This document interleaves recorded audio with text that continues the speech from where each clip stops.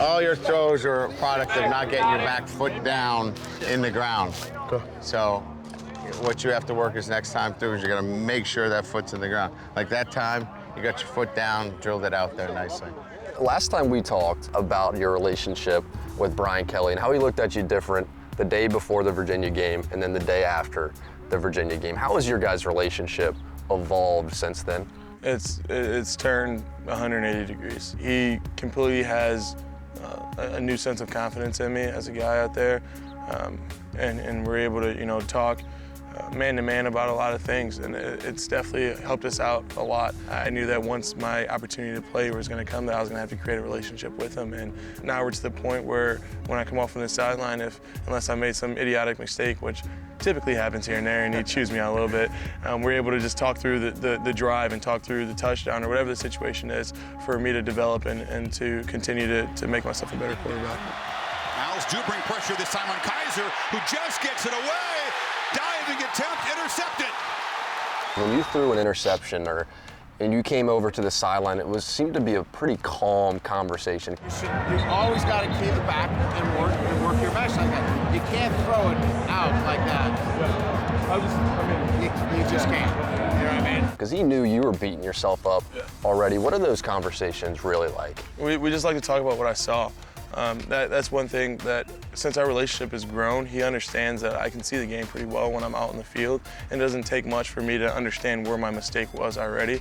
So he allows me to explain myself and say exactly, why did I make the throw that I made. Typically, a guy comes off after a pick and the coach gets into him, and you can't do that, and unless it's something where he had specifically told me not to do it and I go out and do it, we kind of avoid those situations. Whether if he's hot a little bit, he'll let me have it for a little, and then we're able to quickly turn that switch off, prepare ourselves to develop for the next drive, and just talk through things.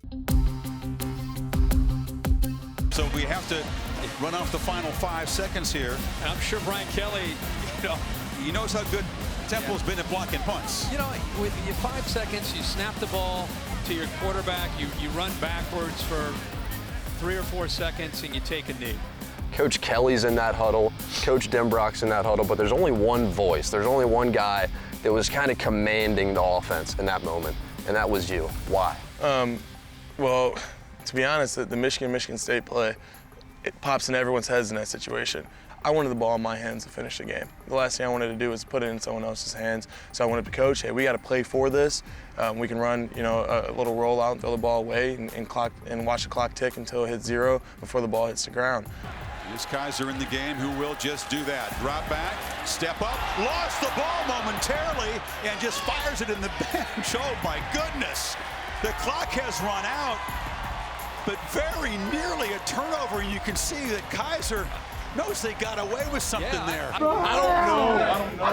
I stepped up in the pocket and tried to gain a move, so the ball was in my hand. Take me inside the locker room, because this group of guys really care about each other, and more than that, really believe in each other. This team, they know how good they are. I've never been a part of something so special.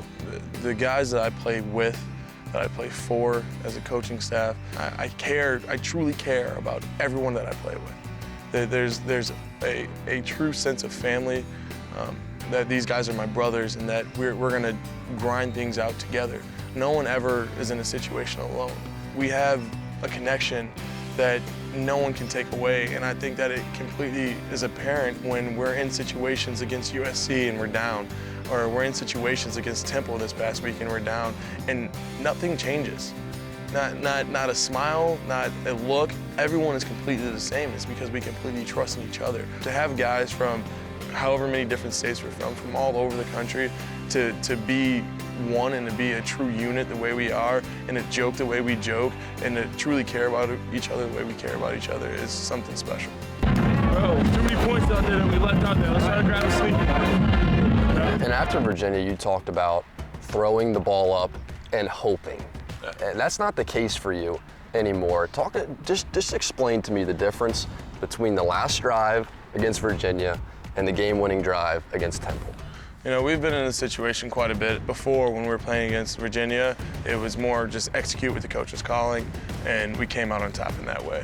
Coming up to Temple, I had complete confidence in myself that if the play wasn't the best play for the situation, I was going to be able to check it. The game-winning touchdown was a run call, and they gave us an ugly look, and I had the ability and the confidence and the understanding that I can check into a max protection and try to find Will in a weak spot in the coverage. Kizer, another long snap. He takes a look, fires to the end zone, receivers out there. Touchdown, Notre Dame! Dropped the time when we needed it in the fourth quarter. And so he's got the game ball, and that's DeShone Kizer.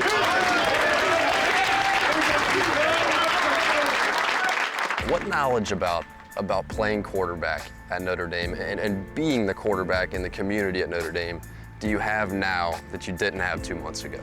There's no day off. You're never not the Notre Dame quarterback. You're never not in the spotlight. And that's something that I never really understood before this. I didn't get that the pressures and the stresses that guys like, you know, Brady Quinn and Everett and Tommy had to go through, and Malik. I figured that, you know, you get in front of a camera, you talk right, you represent yourself, you represent your university, and then you go on about your day. That representation of the school and of the program happens at all times. You're always going to run into someone, and in that time, they're going to evaluate not only you, but your football team, your coach, your teammates, your whole university in one conversation. You can't have a bad day. You can't catch an attitude with someone just because you happen to, do bad on a test or something. At all times, you got to be able to squash it and move forward. So it's like the game of football. No matter what the situation is, my teammates are going to look at me and evaluate me as a quarterback. Well, and no matter what the situation is off the field, people are going to evaluate who I am and what I'm doing at all times. So no matter, if I wake up on the wrong side of the bed, or if I didn't get any sleep, or if I want to be a grouch, I got to make sure that I completely snap out of that and be able to, represent what this university and what this football team stands for.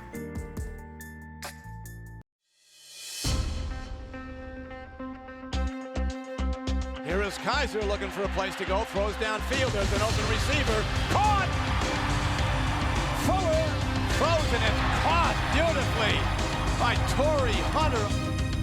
Long ball lofted downfield, here's Fuller, he catches it, he goes in, touchdown Notre Dame. Here is Kizer, lofts the ball to the end zone, touchdown, and there's the signal. I do want to single out another performance, and that's DeShone Kizer, 5 touchdowns. Great job.